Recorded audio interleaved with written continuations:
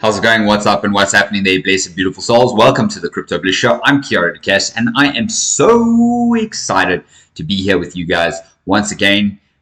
Thank you for being here on the channel. I really do appreciate every single last one of you beautiful souls. So today we're going to talk a bit about some charts, some news, what's happening in the Bitcoin side of things, and we're going to have a little bit of a look at the Ethereum Bitcoin pairing as well as Ethereum. And yeah, let's go and have some fun there, guys. So BlackRock ETF, you guys saw that video. Is BlackRock ETF going to corrupt crypto? Well, if you want to know and find out, go ahead and watch that. And if you want to know how they want to steal your crypto, go ahead and watch that video right there, because damn, these guys are doing whatever they can to hustle. I mean, these guys are, I'm not saying Larry Fink himself, but you know, people like Gary Gensler and all these kinds of people, they're actually, these guys are criminals, and they're calling CZ and Coinbase and all of them criminals, which is very, very strange, because what they're doing is they're prohibiting and preventing the market from actually being a free market. And that is exactly what the market is all about, is a free market system. So with that being said, there is a ton of stuff to keep an eye out here in the crypto space. And if you guys want to find out a little bit more about that, then make sure you stay tuned right till the very end of the video. I've got a lot to share with you today, so let's jump straight in. Okay, guys, today on the Bitcoin chart, on the cryptocurrency market cap, we're sitting at 1.21 trillion, 42 trillion in trading volume, 42 billion in trading volume, 0.8% down for the day. Bitcoin is under the $30,000 level, but we're still up 17% on the week, which is amazing. Ethereum is at 1881, BNB at 243, XRP at 49 cents, Cardano at 29 cents, and we'll bring up some Cardano news just now. 6.6 cents for Dogecoin and 16.76 for Solana. So amazing, guys. All of those are still within the top 10. The Fear and Greed Index is sitting at 65, so it's the same as yesterday. Crypto bubbles, VET is pumped, FTX is pumped, BSV is pumped, Leo's pumped, Casper's pumped, Pepe is still pumping, Bitcoin Cash is pumping. Very interesting. Bitcoin Cash is pumping. Obviously, we know what the story is there around Bitcoin Cash. Yeah, as I showed you guys yesterday in this video here. So make sure to go and watch that video right there. Okay. Okay, let's go and have a look at some of the news. In fact, do you guys want to see my crypto bubbles? Let's go and see my crypto bliss bubbles. So these are my crypto bliss bubbles. So Floki's pumping, Glimmer's pumping, Vet is pumping, Link is pumping, Pepe is pumping. Okay, very, very beautiful. Joe's up a little bit. The rest of them are still pretty much in the negative, which means that this is a great time to accumulate, right? Wouldn't you guys say? So let us go and have a look at some of the news. So the IMF put out an article here, and this was not even less than 13 hours ago. Banning crypto may not be effective in the long run, according to them.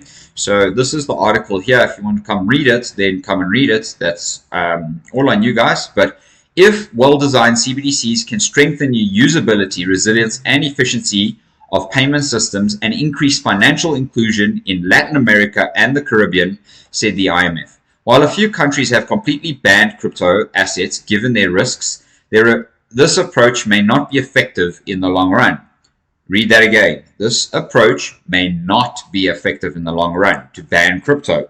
So in other words, they've basically just confirmed that crypto is going nowhere and it is here to stay for the long run. So I hope you guys are invested. No financial advice, of course. So the region should instead focus on addressing the drivers of crypto demand, including citizens' unmet digital payments needs, and on improving transparency by recording crypto asset transactions in national statistics. The IMF has often made public statements in opposition to countries adopting cryptocurrency as legal tender.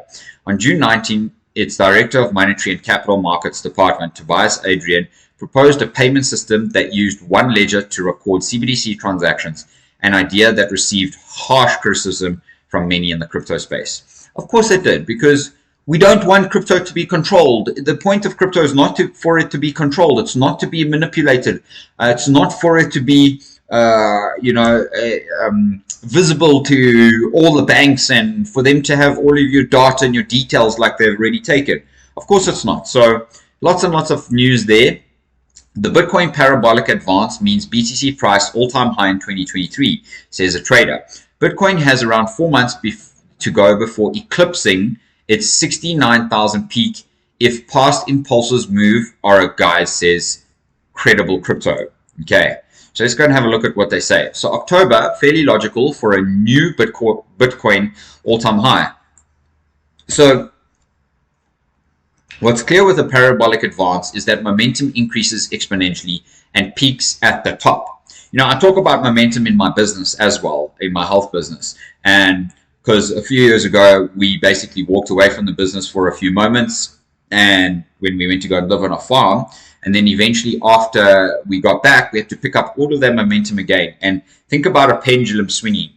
It's difficult like this, and then eventually it gets bigger, and that momentum gets so big, but you have to keep that momentum going.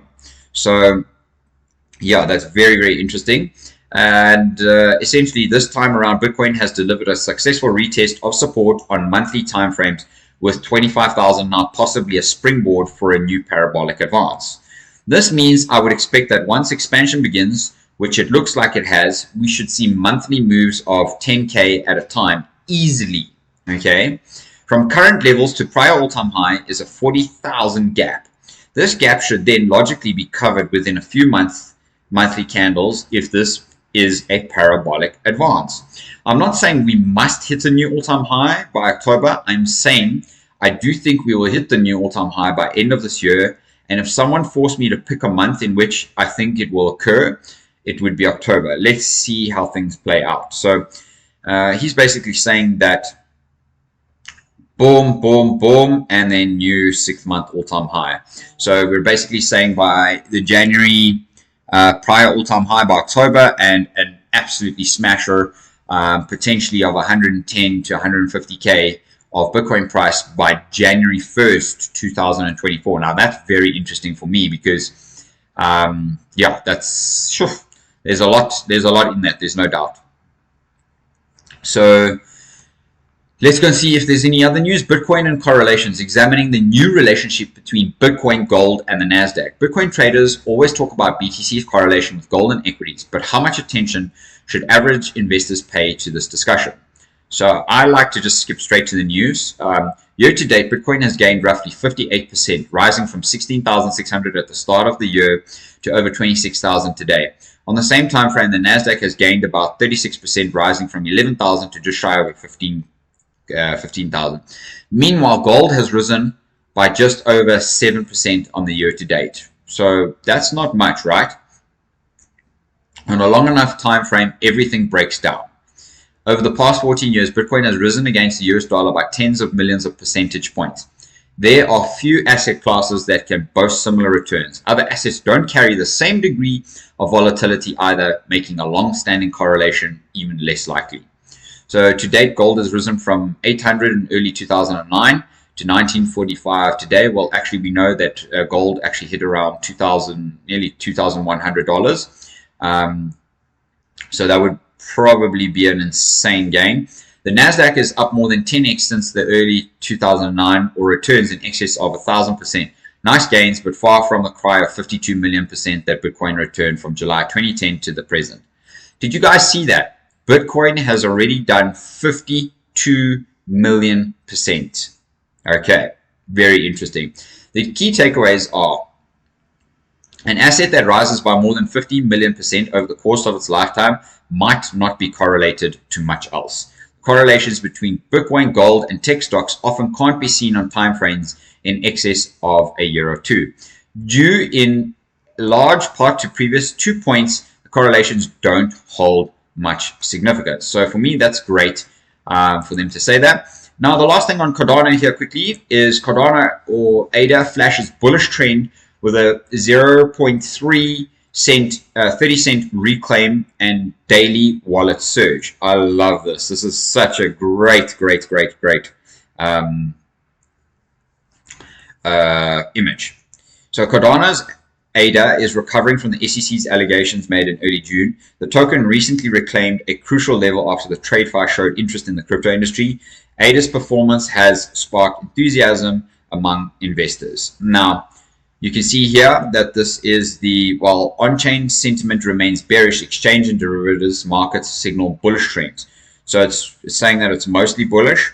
On-chain signals are saying that it is mostly bullish. Exchange signals and derivatives, bullish, bullish, bullish. So I hope you guys are enjoying that, because yeah, Cardano is looking really great. Cardano is very, very powerful, guys. I do love Cardano. I do own Cardano, but that's not what the video is about. Guys, if you're enjoying the content, please remember, like and subscribe to my channel, and yeah, hit that notification bell so that you know when I do really awesome videos like this for you guys. In the meantime, let us go and have a look at the Dixie chart right now. So the Dixie chart, and if you guys actually saw my videos here yesterday, all of these videos, I mentioned that the Dixie chart, if we couldn't get above this blue line, we would have failed. But guess what? We had a strong buy signal here from the RSI at this candle. And then we made a huge pump. And I did say to you guys that we would try and come and retest this 200 level. So that's exactly what we're doing right now. So if we can't get out of that 200 level on the Dixie, it's going to continue down, which is great for all of us on the risk on assets. Now, the Bitcoin dominance is looking insane. This is the 4-hour on the Bitcoin dominance. Now, we're going to go and have a look at the Bitcoin chart on the weekly and the monthly, and we're going to go and see exactly what these guys were talking about. But basically, the Bitcoin market cap really does actually look like it wants to come down. So for me, guys, we could essentially come back and retest somewhere along that kind of level over here. So you guys can see that. Okay, for me, that could be a huge retest level. There is major support here now. So we have officially essentially moved out. Oh boy. We have essentially moved out of the range that we're out of this massive pump, and that could be the retest zone for the Bitcoin dominance actually. So yeah, you can see that's the Bitcoin dominance right now. I do think it has some time to turn, and then going to look at the others, because the others are all the other cryptocurrencies. You can see how it's inversely correlated to the Bitcoin chart, right? So when the Bitcoin chart made a huge rally, then the others made a huge dump. Then it consolidated, and then it made a huge pump. So we've had a huge pump here over the past little while. And for me, the liquidity coming into the space will probably at least get up to this retest zone somewhere here. I would say that that's probably a safe enough level. 111 billion. So that means maybe another 10 billion to come into the space over the next couple days, I would say, for the altcoins. Now, if that is the case, guys, I am going to say to you that it would be advisable to consider looking at all of your crypto bags and seeing which coins you might have to offload and just trade into other assets, right? So, yeah, because right now we are getting a very strong bullish consideration, and the double bottom is looking like it's officially confirmed. If we can close this weekly candle in the green here, just like this, guys, we will see a massive run, and that's exactly what happened on the Dixie with the same candle, right? So the same candle is busy pointing out right now. We could have a major test to that level, or even there, but my personal level would be up here at the 200, because that would be the level to look out for the next kind of level of resistance, and that would probably be doing something like that. So yeah, guys, let us go and quickly have a look at the ETH BTC pair before I jump into the Bitcoin chart. And if you guys want to trade these coins with me, make sure to hit my Bybit link down below. That will give you a $30,000 deposit bonus. And if you guys want to trade on Bitflix as well, there is, if you sign up and use my link down below as well, you'll and deposit $100, you'll get a $50 bonus. Now, this is the ETH BTC pair. Now, for some time, I've been telling you that it was time to sell your Bitcoin. I mean, time to sell your Ethereum into Bitcoin, right? But maybe it's time to flip it and go the other way around. Now, why I'm saying that is because essentially that we've pulled so far underneath the 200 that we could essentially want to pull all the way back up to that kind of level up there. And if we did pull up to that level, guys, the 200 level there, and we did meet the 200 level kind of like that, you know, that would be a very good sign. And then maybe we retest this zone and find some support before we break up, back up above the 200, somewhere along that kind of line. So that is a potential for the Ethereum Bitcoin pairing to break out.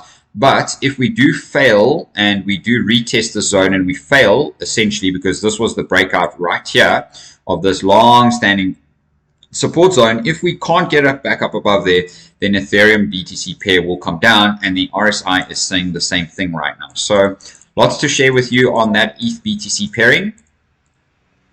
Let me go and just remove my squiggles. Okay, so last chart, so the Ethereum chart. So guys, I wanted to show you on this Ethereum chart. I actually drew a head and shoulders pattern for you here with a neck breakout line. And the target, look at my line up there, look at the target that was. We literally hit that target to the T. And in fact, we went just even a little bit more above it. But we hit that target to the T, right?